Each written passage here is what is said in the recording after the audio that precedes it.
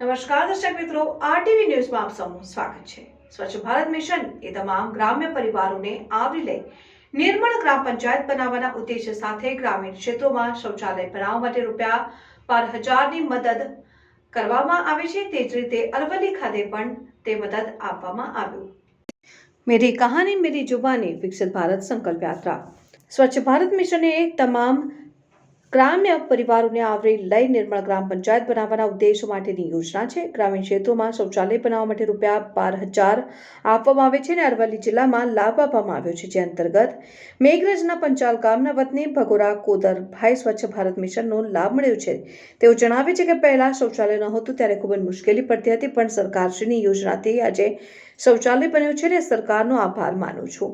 વડાપ્રધાન શ્રી નરેન્દ્રભાઈ મોદીના નેતૃત્વ હેઠળ વિકસિત ભારત સંકલ્પ યાત્રા સરકારની તમામ જનકલ્યાણકારી યોજનાઓ ઘર ઘર સુધી પહોંચાડીને વંચિત લાભાર્થીઓને આવરી લેતી 100% લક્ષ્યાંક હાંસલ કરવાના નિર્ધાર સાથે આ યાત્રા ગામડાઓમાં ઠેર ઠેર ભ્રમણ કરશે।